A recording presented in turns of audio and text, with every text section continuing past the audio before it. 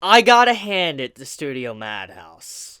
I never, ever expected them to add in this scene.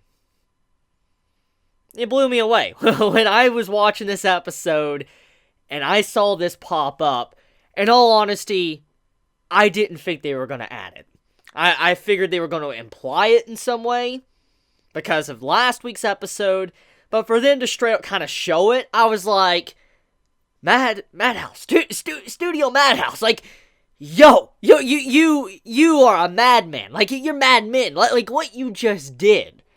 You didn't care, okay? You didn't care. Like, straight up, they went all in. They literally went all in. So did Zari, but, they went all in, dude. I'm like, yo, like, what? Like, yo. They just did that. Like, they just went that far. I just, like, I figured they were going to axe that. Honestly, I figured they were going to axe it because it just, like, the content of it. I've seen many studios just axe certain things that are very petty or stupid to axe, but, like, omit from the story, but they didn't omit that, so I give props. Studio Madhouse, I give you props, okay? Regardless of however Season 2 might turn out, it could turn out to be very bad or one of the worst adaptations I've ever seen from an anime. If it does turn out like that, I'm not saying it will, I'm just saying if it does, I will still give you props, Studio Madhouse, for this episode alone. That was a very ballsy move. I'll give you that. That was truly ballsy, and I think Lulu can agree with that. Anyways, besides that, let's talk about the beginning of the episode with Shalltear and the chair scene. So, yeah, that I've also been waiting for that scene for a while. I didn't know if they were going to show that one either, especially to that extent. I figured they might have skipped that one too, but that wasn't skipped at all either. I mean, the entire Shalltear stuff with Ein sitting on top of her, there was some details cut out. There was more explanation and description to it, obviously, in the light novel, but the way the scene was done, I'm like, oh my god, like, it just, like, you gotta imagine how awkward that is for Ainz and how he is, if it's just doing that to Shalltear. I'm just like, yo, yo. But let's back up real quick. Let's talk about the beginning portion before that started, and why Ainz did that in the first place. So, episode basically opens up. You have a big, conversation going on with the Guardians and Ainz and all of that, basically what they want to do, and eventually it gets to the point to where Ainz is talking to Aura and all them, like, hey, this place you built, I think it's just like, our Nazarick. Don't worry. It may, anything you build or the Guardians build, I believe it's at the level of Nazarick. So, basically, he's honoring Aura and all them, saying, like, you did fantastic work, do not feel bad, it's up to my expectations. So it's kind of like him saying, do not worry, don't stress out.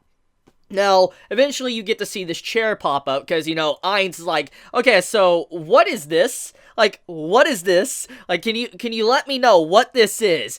And Ainz points to this chair that's obviously made out of solid bone. Like, it has a bunch of bones and all that, and when you think about the aesthetics of the chair, it looks cool. It looks like a really cool chair. Like, I mean, if you were thinking of someone like Ainz, like an Overlord and stuff, how he is like the commander of the undead, basically, a bone chair, that's pretty amazing, okay? That fits with the design of Ainz. You can't really diss that at all. However, when you think about the context of the chair, the design of it, you start realizing that's a very messed up chair, because at the end of the day, even though Ainz is an undead and all that, he still has, like, a human mind inside of him. So he's like, that's obvious that the chair is made a part of human bones. Like, you see the skulls and stuff on it, and he's like, I don't want to sit on that. Like, in his mind, he's like, I don't want to sit on it, but I don't want to upset, one of my children, so what am I gonna do? So eventually he's like, wait a minute, Shalltear's here, let's use her as punishment. Let's use her as a chair as well. So that's basically what happened there, okay? So, to clarify, instead of Ainz having to sit on that bone chair,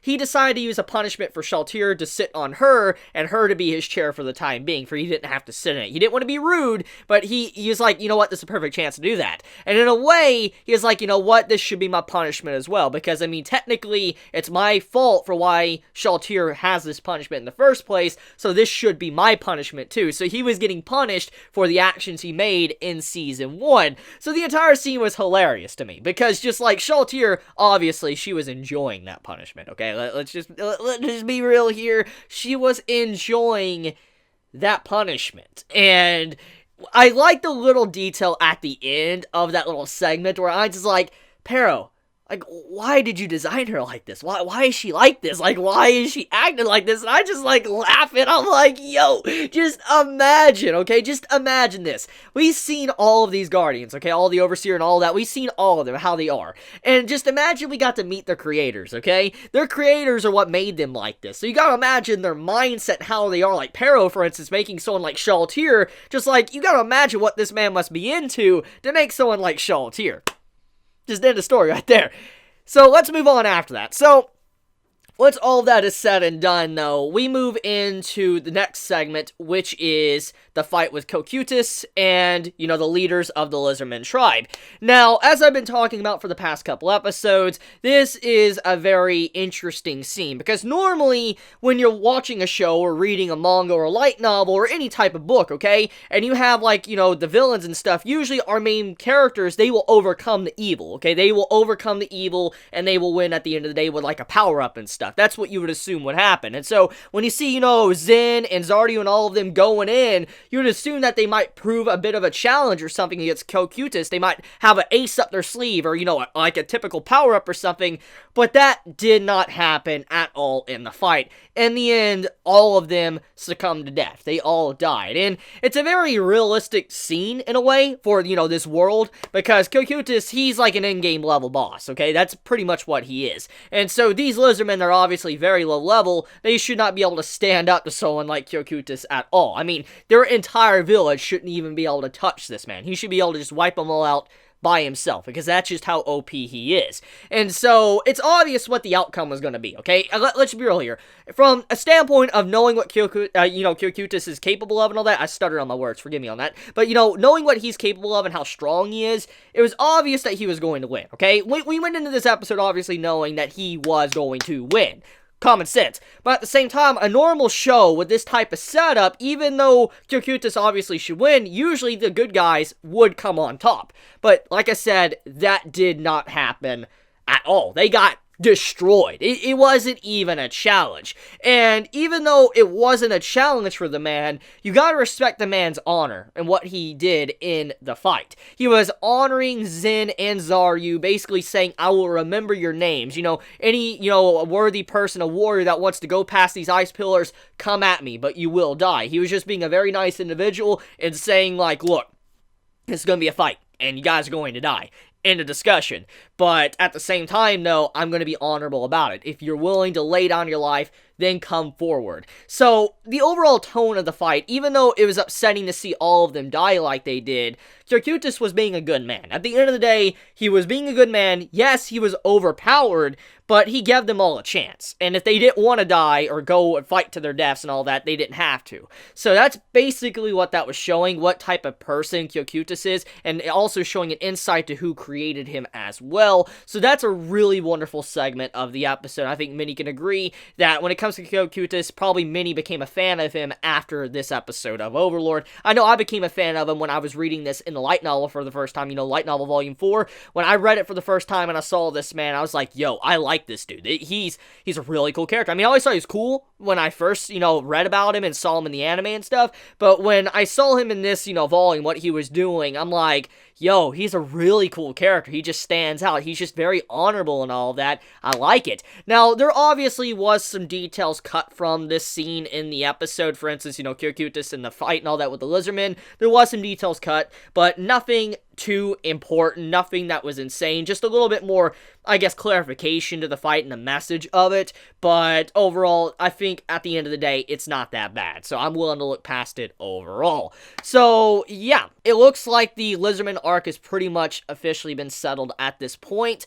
I mean, many didn't really like this, you know, arc in the light novels. I've discussed this enough that many really want this arc already done, because it's an arc that is very different from everything we've seen from Overlord, which at the end of the day, it's not going to change much, because we're still going to have a point of view change. It's not really going to go back to mainly Ainz in the next episode. I'm just going to do a brief FYI. So, yeah.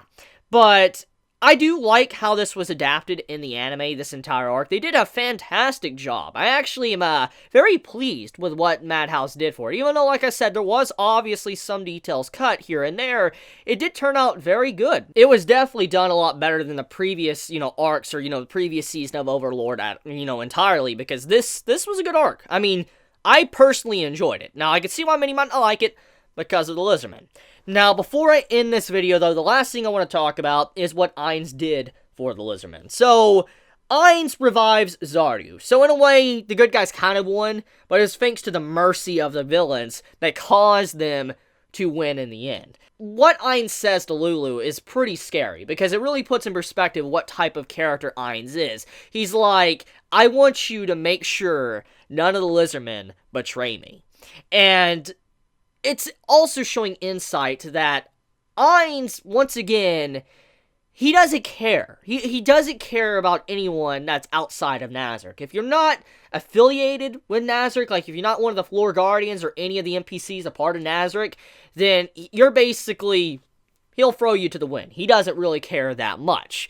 And that's just the scary part about it. Just showing how different Ainz is to other individuals compared to the people that he normally interacts with. It's a big contrast between the two. And that's what was shown in that scene when he was talking to Lulu. And you even threatened her as well, even though he said there is no spell to automatically end Zaryu's life if she was to not, quell any rebellion going on. The point stands is Ainz threatened her regardless. And that would mean that if there was a problem, obviously knowing how strong Ainz is and his guardians and stuff, he'll just go in and wipe the floor with them. They couldn't do nothing to stop him in the first place. So, that's the scary part about it. So, yeah, that concludes this arc. How did you all feel? Anime onlys, how did you feel about, this arc in Overlord? As I've said many, many times since I've been reviewing Season 2, many didn't like this arc. And so since, there's probably a lot of anime onlys watching, this episode or this video for this episode, let me know how you felt about it. Did you like it? Did you hate it? Be honest in the comments below. And if you enjoy my content, please subscribe. If you like this video, please leave a like. And if you want to get notified for whenever I upload a video, please click the bell icon down below next to the subscribe button. So with that, be safe, have a wonderful day or night wherever you live, be healthy, Chibi out.